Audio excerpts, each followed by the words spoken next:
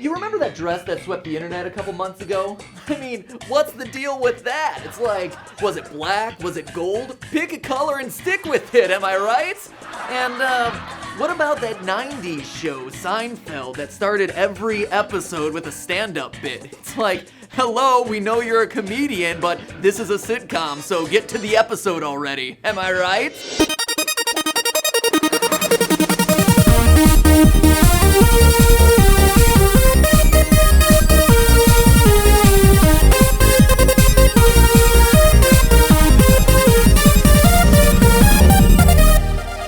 Hello, Internet! Welcome to Film Theory, where sometimes we do episodes that aren't about Game of Thrones.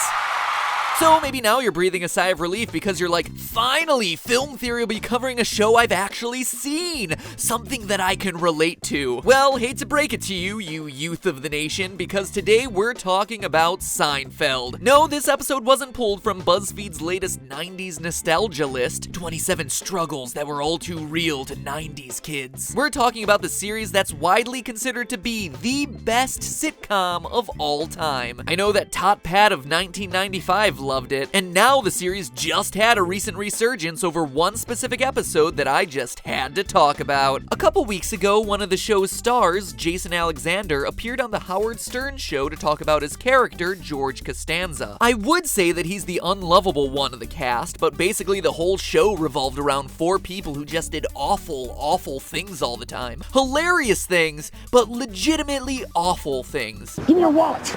There goes the money for the lipo.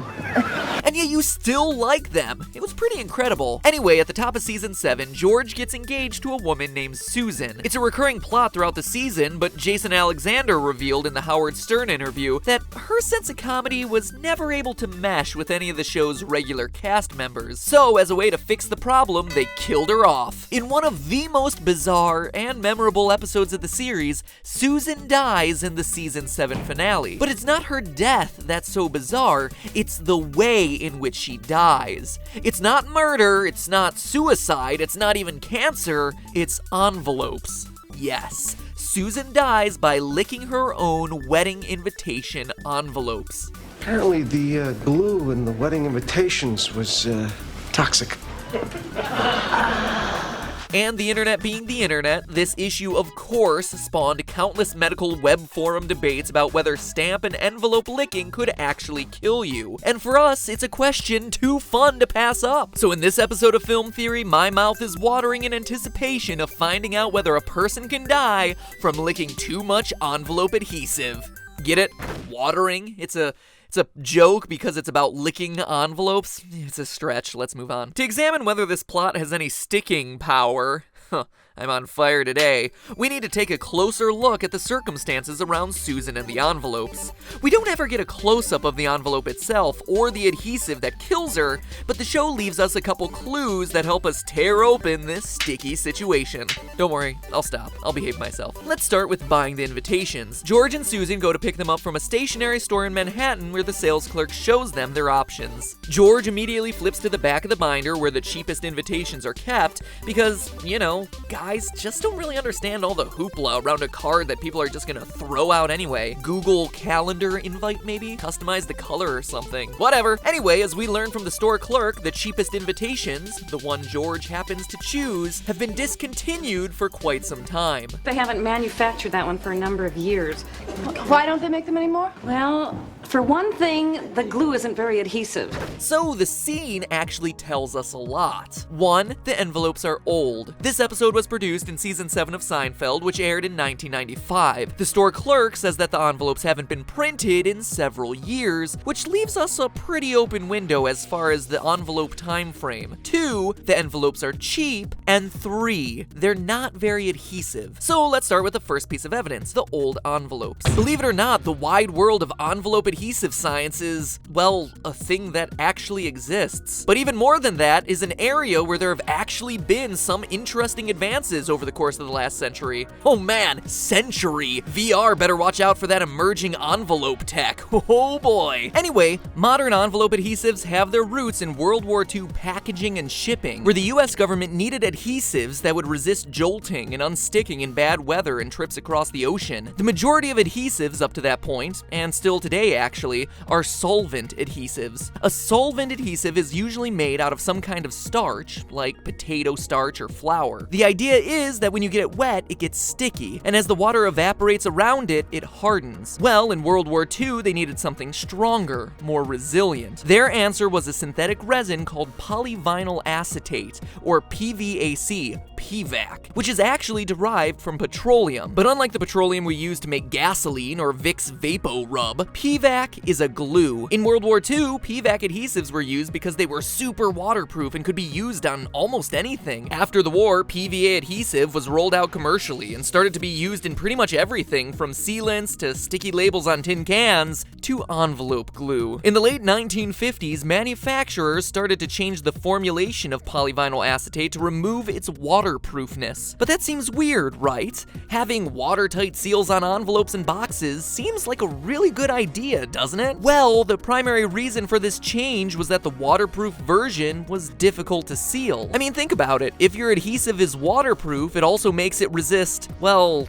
your tongue. In other words, to get past the waterproof envelope glue, you would have to apply more spit to activate the adhesive, and once you had it sealed, it would take a longer time to dry. Going back to our evidence from the episode, It takes a lot of moisture to make them stick. doesn't stick well and needs a lot of moisture? It seems like we're getting our answer signed, sealed, and delivered.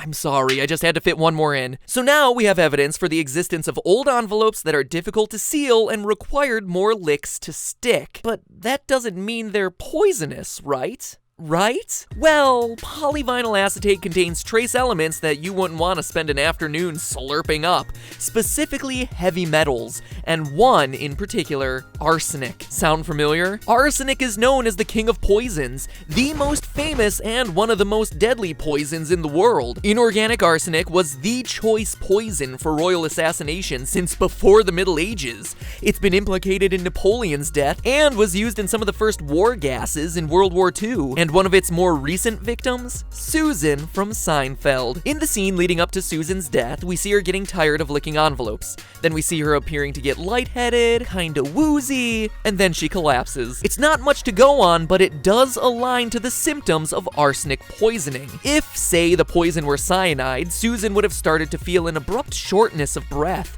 because the poison directly targets respiratory function. For biological weapons like anthrax, the poisoning isn't immediate and can take days or even weeks to kill. With arsenic, though, the first symptoms would be quick and neurological: dizziness, weakness, and delirium. As we see Susan become more and more sick over the course of the afternoon, we notice her becoming visibly more sluggish, weaker, more tired until she just keels over, the exact way arsenic would kill a bride-to-be. Oh, wait, Wyoming Girl 2215. Don't run to throw away all your envelopes and stamps just yet. PVACs today are considered non-toxic, which is good since it's in school glues. So you keep eating your paste, weird preschooler in the corner. You do you, you do you. So does that mean we've debunked the show? Heck no. Remember, we're talking about PVACs put on envelopes from the 1950s. You see, today the Food and Drug Administration, or FDA, is responsible for regulating the amount of dangerous or nasty stuff that makes its way into products we ingest, and that includes adhesives that stick envelopes shut. But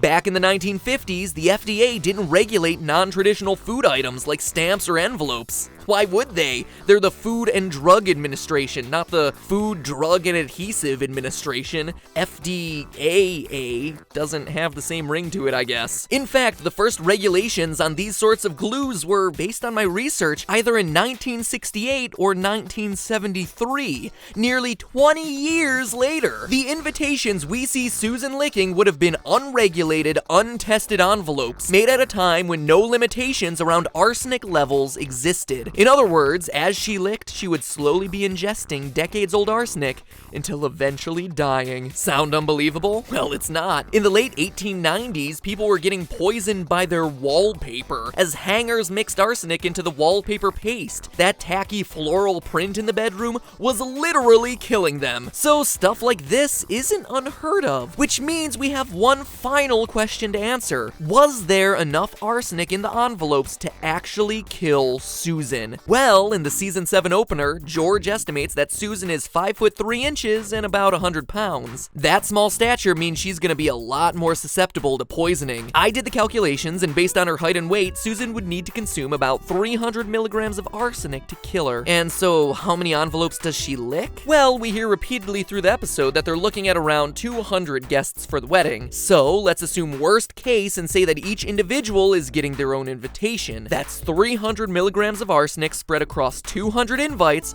or 1.5 milligrams of arsenic per envelope. Sound reasonable? Well, it's not. Quite frankly, it's too much. Way too much. Even with untested glues on the envelopes. For every envelope, the weight of the adhesive strip applied to the flap is about 500 milligrams. At 1.5 milligrams, that would mean arsenic would constitute about 0.3% of the glue. Seems like a small enough number, right? Well, FDA safety standards are defined in units of parts per million, which in simplest terms means that for every million pieces of glue, there can only be a certain number of pieces of arsenic. Right now, the acceptable amount of arsenic in lickable adhesives is set to 3 parts per million, and a typical formula only requires about 2 to work. For Susan to have died of arsenic poisoning from licking 200 envelopes, that level would have to be 3,000 parts per million, 1,000 times more than where it is today. And quite frankly, that's too much. Let's just look at the anecdotal evidence. History has 0 reported cases of this sort of thing happening. If the levels were ever truly that high, brides-to-be would have been dropping dead left and right back in the nifty 50s. In fact, even if we doubled the acceptable amount of arsenic in today's envelopes, she would still have to lick a staggering 3 million envelopes in a single afternoon. Even if she were somehow able to fully lick an envelope every second, 3 million seconds is the equivalent of 34 days of straight envelope licking, which would no longer put her in the range of acute poisoning, but would kill her from dehydration in a fraction of that time. These pretzels are making me thirsty. And okay, I know what you're thinking. What about cutting her tongue? I thought it too. Well, that certainly does reduce the number that she would need to lick, but only down to 1/3, leaving a measly 1 million envelopes to get through. And honestly, George Costanza just doesn't have that many friends. So, long story short, for as brilliant as the Seinfeld series was, and as many panicked WebMD posts as this episode has inspired, it simply isn't possible to be poisoned by licking conventional envelopes. New, old, even with all the tongue paper cuts you want. So sorry, Larry David. It was a good try, and it might have taken us 20 years to get there, but film theory has sealed this one up. Yada yada yada, no soup for you. But hey, that's just a theory. A film theory. And cut. What's the deal with subscribing? I mean, sometimes my subs see the episodes, sometimes they don't. I mean, why can't the YouTube algorithm just show my videos to everyone who wants to see them? Am I right? Well, you should subscribe anyway. That said, welcome back to the Super Amazing End Card Tournament, where we have a lot to catch you up on since the channel launched. Don't worry, I'll make it quick. In our recent 50 Shades of Grey theory, I was able to convince an overwhelming 97% of you that Christian Grey's tactics were indeed the same as cult indoctrination strategies. Then, in Doctor Who Part 1, your favorite villain, winning by 46% of the vote, was the Weeping Angels. In our first Game of Thrones episode, looking at the secrets behind Jon Snow, Tyrion was the overall winner of your favorite character with 57%, with Arya and Dany in a distant second and third, each with about 20. And speaking of Game of Thrones, with our second theory on the subject, I was almost able to convince most of you that my Jorah theory was correct, but with 44%, the majority of you still think that Jon Snow will be the one to slaughter the ice zombies. We'll see how that goes for you. And finally, the last two. In our Future of Movies episode, 2/3 of you said that you were excited about watching movies in 4D, with 1/3 of you preferring the old school lean-back, popcorn-munching experience. And finally, in our How to Win a Best Actor Academy Award episode, 80% of you showed the love to Leonardo DiCaprio, giving him an honorary nod for Best Actor. Got all that? Good. No new one this week, cause that was a lot. But in case you missed any of those previous episodes, here they are. If you ask me, the 50 Shades of Grey one might be my favorite theory we've done in a while. Plus, it's got cinema sins, so extra win there. Now, if you'll excuse me, this end slate has gotten too long, and I've got a date with some dwarves, so I'll see you next time.